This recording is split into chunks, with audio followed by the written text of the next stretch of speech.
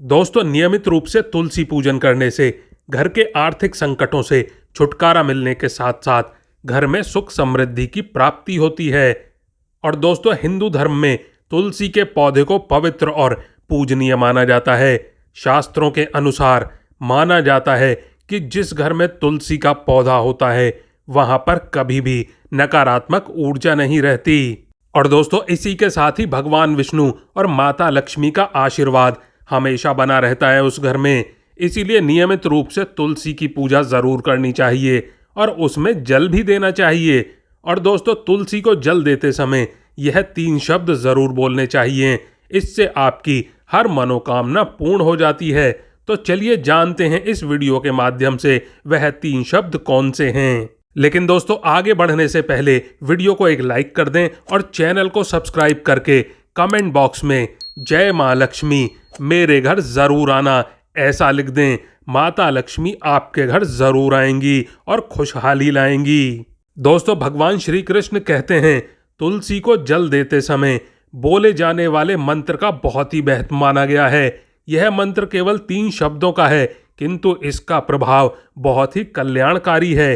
जो भी मनुष्य रोज तुलसी को जल देते समय केवल यह 3 शब्द बोल देता है तो माता लक्ष्मी उसके घर में प्रवेश करती हैं और उसकी दरिद्रता गरीबी समाप्त कर देती हैं और घर को धन धान्य से भर देती हैं। और मित्रों, यह मंत्र बताने से पहले मैं आपको तुलसी के इस मंत्र का महत्व सुनाना चाहता हूँ। इस महत्व को सुन लेने मात्र से ही मनुष्य के सारे पाप नष्ट हो जाते हैं और उस व्यक्ति को हजारों वर्षों तक तुलसी को जल देने का पुण्य प्राप्त होता है। इसीलिए आप इस कथा को ध्यान से पूरा जरूर सुनिएगा। श्री कृष्ण कहते हैं, पुराने समय में लक्ष्मी नगर नाम की एक नगरी थी। उस नगरी में अजय कुमार नाम का एक खोटी बुद्धि का ब्राह्मण रहता था। पापियों का तो वह भगवान था। उसका जन्म ऐसे ब्राह्मण परिवार में हुआ था जो पाप कर्म करने वाले, शास्त्र ज्ञान से शून्य थे। वह जन्म से तो ब्राह्मण था, लेकिन कर्मों से वह बहुत ही दुराचारी था। वह ना तो पूजा पाठ करता था और ना जप करता था और ना ही अतिथियों का सत्कार करता था। उसके द्वार पर आए अतिथियों को वह बिना दान किए ही उन्हें क्रूरता पूर्वक भगा देता था और साथ ही साथ वह पराई स्त्रियों से हमेशा आकर्षित रहता था। उसे मदिरा पान का भी शौक था और साथ ही साथ मांस भी खाया करता था। वह दिन में काम करके पत्ते बेचकर जीविका चलाया करता था और रात्रि में वैश्याओं के साथ रहता था। इसी प्रकार से उस ब्राह्मण ने अनेक वर्ष तक जीवन व्यतीत किया। और फिर एक दिन वह मंदबुद्धि ब्राह्मण बेचने के लिए पत्ते इकट्ठे करने लगा और पत्ते इकट्ठे करते करते एक ऋषि की वाटिका में घुसने लगा और पत्ते तोड़ने लगा। तभी एक काले सर्प ने उस ब्राह्मण को काट लिया और उसी समय उसकी मृत्यु हो गई। इसके बाद में उस स्थान पर 2 यमदूत आए और उसे उठाकर यमलोक ले जाने लगते हैं। रास्ते में यमदूतों को देखकर वह विचलित हो जाता है और रोने लगता है और दूतों से कहता है, मुझे कहाँ ले जा रहे हो? मुझे छोड़ दो, मेरे प्राण छोड़ दो, मुझे बख्श दो। लेकिन यमदूत उसे यह कहते हुए ले जाते हैं कि अरे पापी, तेरे पापों का घड़ा भर चुका है। तेरे कर्म बहुत ही खराब थे, इसीलिए तुझे सांप ने काट लिया। अब तो यमराज जी तुझे घोर नरक में ही डालेंगे। और फिर कुछ ही देर में ब्राह्मण यमलोक पहुंच जाता है और यमराज के सामने खड़ा हो जाता है। चित्रगुप्त उस ब्राह्मण का लेखा जोखा निकालते हैं और यमराज से कहते हैं, धर्मराज, इस ब्राह्मण ने बचपन से लेकर के अभी तक पाप ही पाप किए हैं। इसने कभी भी कोई पुण्य का काम किया ही नहीं है। और फिर धर्मराज अपने दूतों से कहते हैं, हे दूतों, तुम इस घोर पाप करने वाले ब्राह्मण को उठाकर ले जाओ और इसे नरक में डाल दो। और फिर यम के दूत उस ब्राह्मण को ले जाते हैं और नरक के भयंकर आग में उसे धकेल देते हैं। अनेक वर्षों तक नरक में सजा भुगतने के बाद में उस ब्राह्मण को दूसरे जन्म में एक बैल का शरीर मिलता है। बैल का जन्म पाकर वह बोझ उठाने का काम करने लगा। उसका मालिक उससे दिन रात काम करवाने लगा। फिर जब उस बैल की शक्ति कम हुई तो उसके मालिक ने उसे एक लंगड़े आदमी को बेच दिया। उस लंगड़े आदमी ने उस बैल को खुद का बोझ उठाने के लिए उपयोग किया। वह उसकी पीठ पर बैठकर घूमा करता था। इसी प्रकार से उस बैल ने 7-8 वर्ष तक उस लंगड़े आदमी का बोझ उठाया और फिर एक दिन लंगड़ा आदमी उस बैल की पीठ पर बैठकर ऊंचे पर्वत पर जाने लगता है। उस पर्वत पर बहुत देर तक चढ़ने के कारण बैल बहुत ज्यादा थक जाता है, उसकी शक्ति भी कम हो जाती है और कुछ समय बाद वह जोर से गिरता है और मूर्छित हो जाता है और अपनी अंतिम सांस लेने लगता है। तभी वहां पर खड़े लोगों को उस बैल पर दया आ जाती है और वह उसके मुख में पानी डालने लगते हैं। और फिर लोगों में एक पुण्य आत्मा व्यक्ति था, उसने उस बैल का कल्याण करने के लिए अपना पुण्य उस बैल को दे दिया। उसे देखकर अन्य लोगों ने भी अपना अपना पुण्य याद करके कुछ पुण्य उस बैल को दे दिया ताकि उसे मुक्ति मिल सके। और इसी भीड़ में एक वेश्या भी खड़ी हुई थी। सभी लोग अपना अपना पुण्य उस बैल को दे रहे थे। ये देखकर उस वेश्या ने भी अपना पुण्य उस बैल को दे दिया। कुछ देर बाद उस बैल की मृत्यु हो जाती है और फिर वहां पर यमदूत आते हैं और उस बैल के अंदर से ब्राह्मण की आत्मा को निकालकर यमलोक ले जाते हैं। यमलोक ले जाने पर उसे यमराज के सामने खड़ा किया जाता है। फिर चित्रगुप्त इसका लेखा जोखा देखते हैं तो वह आश्चर्यचकित रह जाते हैं। ब्राह्मण को उस वैश्या के द्वारा दिया हुआ पुण्य बहुत बड़ा होता है। उस पुण्य के प्रभाव से उसके सभी जन्मों के सभी पाप नष्ट हो जाते हैं। फिर यमराज उस ब्राह्मण के सभी पाप क्षमा करते हैं और कहते हैं, ब्राह्मण, उस वैश्या ने तुझे अपना पुण्य देकर तुझ पर बड़ा उपकार किया है। केवल उसी के पुण्य के कारण ही तुम्हारे सारे जन्मों के पाप खत्म हो गए हैं और यमराज उसे फिर से मनुष्य का जन्म प्रदान करते हैं। इस बार वह पृथ्वी पर आकर एक उत्तम ब्राह्मण कुल में जन्म लेता है। उस महापुण्य के प्रभाव से उसे इस नए जन्म में अपने पूर्व जन्म की बातें याद आने लगती हैं। जब वह ब्राह्मण बड़ा हो जाता है तो उसे याद आता है कि पिछले जन्म में जब वह बैल था तब एक वैश्या ने उसे अपना पुण्य दे दिया था। इसीलिए उसके मन में उस वैश्या के बारे में जानने की इच्छा होती है और उस महापुण्य के बारे में जानने के लिए उस वैश्या का पता लगाकर उसे ढूंढते हुए उसके नगर में चला जाता है। अब वह वैश्या बूढ़ी हो चुकी थी। फिर जब उसे वह वैश्या मिल जाती है तो वह उसके सामने जाकर उसे बार बार प्रणाम करता है और उस वैश्या का धन्यवाद करने लगता है। और फिर वह वैश्या कहने लगती है, हे ब्राह्मण, आप कौन हैं और किस कारण आप मुझ वैश्या को बार बार धन्यवाद दे रहे हैं? मैंने आपका ऐसा कौन सा काम किया है जो आप मुझे नमस्कार कर रहे हैं? तब वह ब्राह्मण कहता है, हे माता, मैं वही बैल हूँ जिसे तुमने अपना पुण्य दे डाला था। अपने पाप कर्मों के कारण मुझे पिछले जन्म में बैल होना पड़ा था। उस पर्वत पर जब मैं मर रहा था तो तुमने मुझे अपना पुण्य दिया था। तुम्हारे पुण्य के प्रभाव से ही आज मुझे फिर से मनुष्य का जन्म मिला है। तुम्हारे द्वारा दिए गए इस पुण्य के कारण ही मुझे अपने पूर्व जन्म की सारी बातें याद हैं। किंतु हे माता, मैं आज यहाँ पर ये जानने आया हूँ कि तुमने मुझे उस समय पर वह कौन सा पुण्य दिया था जिस कारण से मेरे सभी जन्मों के पाप नष्ट हो चुके हैं। मैं उस पुण्य के बारे में जानना चाहता हूँ। तब वैश्या कहती है, ब्राह्मण, मैंने तो अपने जीवन में कोई पुण्य के काम किए ही नहीं हैं, किंतु मेरे घर में एक तोता है जो पिंजरे में रहकर हमेशा कुछ ना कुछ बोलता ही रहता है, जिसे सुनकर मेरा अंतर्मन पवित्र हो गया है। इसी तोते के द्वारा बोले गए मंत्र का पुण्य ही मैंने तुम्हें दान में दिया था। फिर वह वैश्या और ब्राह्मण उस तोते के पास जाते हैं और उससे पूछते हैं, हे तोता, तुम कौन सा मंत्र बोलते रहते हो जिससे हमारे जीवन का कल्याण हुआ है? यह मंत्र तुम्हें किसने सिखाया और इस मंत्र का क्या अर्थ होता है? तब उस तोते ने अपने पूर्व जन्म का पूरा व्याख्यान किया। तोता कहने लगा, हे ब्राह्मण, पिछले जन्म में मैं एक ब्राह्मण था। मैं अपने ज्ञान के अहंकार में अंधा हो चुका था।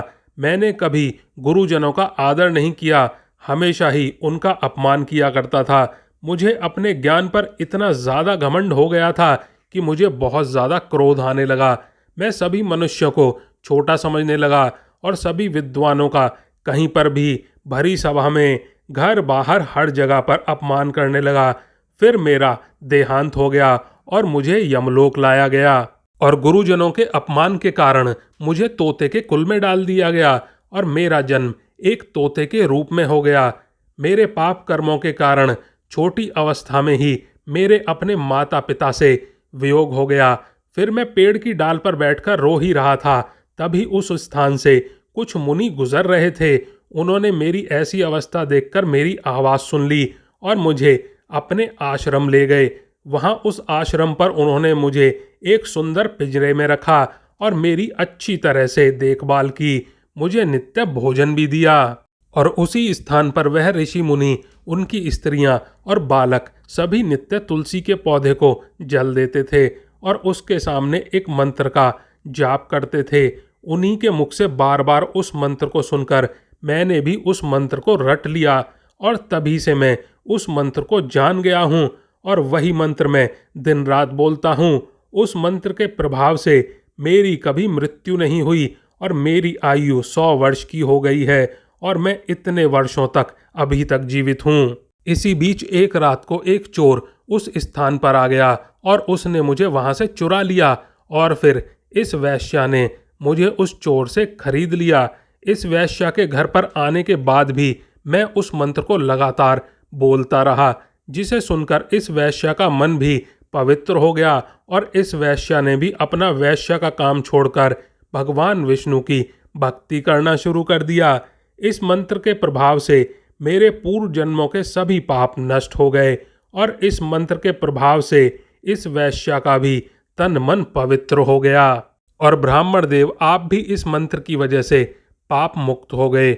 इस प्रकार से तोते ने उस ब्राह्मण और वैश्या को अपने पूर्व जन्म की सारी बातें बताईं, जिसे सुनकर वह ब्राह्मण और वैश्या दोनों ही अत्यंत प्रसन्न हुए और फिर वह दोनों ही रोज तुलसी को जल देकर उस मंत्र का जाप करने लगे।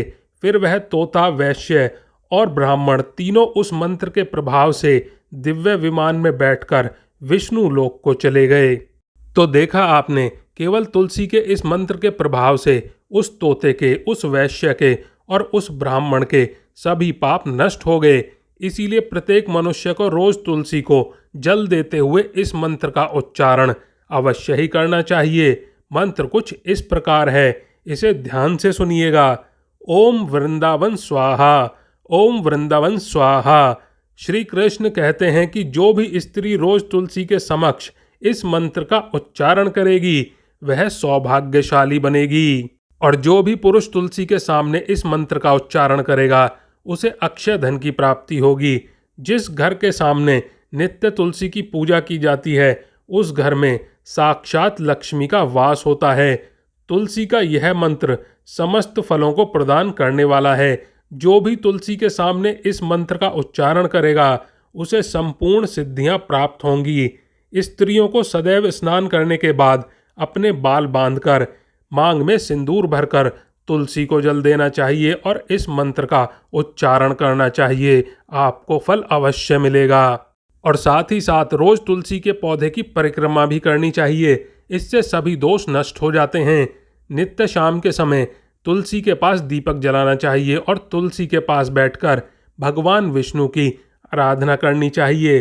तुलसी के पास दीपक जलाने से मनुष्य को धन धान्य की प्राप्ति होती है। हजारों अमृत के घड़ों से नहाने पर भी श्री हरि को उतनी तृप्ति नहीं होती जितनी वह मनुष्य के द्वारा तुलसी का एक पत्ता चढ़ाने से प्राप्त करते हैं। लाखों गायों के दान से मानव जो फल प्राप्त करता है वही फल तुलसी पत्र के दान से पा लेता है। जो मृत्यु के समय अपने मुख में तुलसी का पत्र का जल पा जाता है वह संपूर्ण पापों से मुक्त होकर श्री कृष्ण के धाम जाता है। और साथ ही साथ श्री कृष्ण कहते हैं पूर्णिमा, अमावस्या, द्विदशी और सूर्य संक्रांति के दिन मध्याह्न, कालरात्रि और अशौच के समय तेल लगाकर बिना स्नान किए अथवा बिना हाथ धोए रात्रि के वस्त्र पहनकर तुलसी के पत्र तोड़ना पाप माना जाता है। इसलिए ऐसा बिल्कुल ना करें, आपको पाप लगेगा ऐसा करने से। और श्राद्ध, व्रत, दान, प्रतिष्ठा तथा देव पूजा के लिए तोड़े हुए तुलसी के पत्ते बासी होने पर भी 3 रात्रि तक पवित्र रहते हैं। तुलसी की मंजरी सभी फूलों से बढ़कर मानी जाती है। मंजरी तोड़ते समय उसमें पत्तियों का रहना भी आवश्यक माना गया है। पूज्य भाव से पौधे को हिलाए बिना तुलसी के अग्रभाग को तोड़ना चाहिए। इससे पूजा का फल लाख गुना बढ़ जाता है। तुलसी के पत्ते को कभी भी नाखून से नहीं तोड़ना चाहिए, इससे आपको पाप लगता है। रात्रि में तुलसी के पौधे को स्पर्श बिल्कुल ना करें अथवा इसके पत्ते ना तोड़ें, ऐसा करना अशुभ माना जाता है।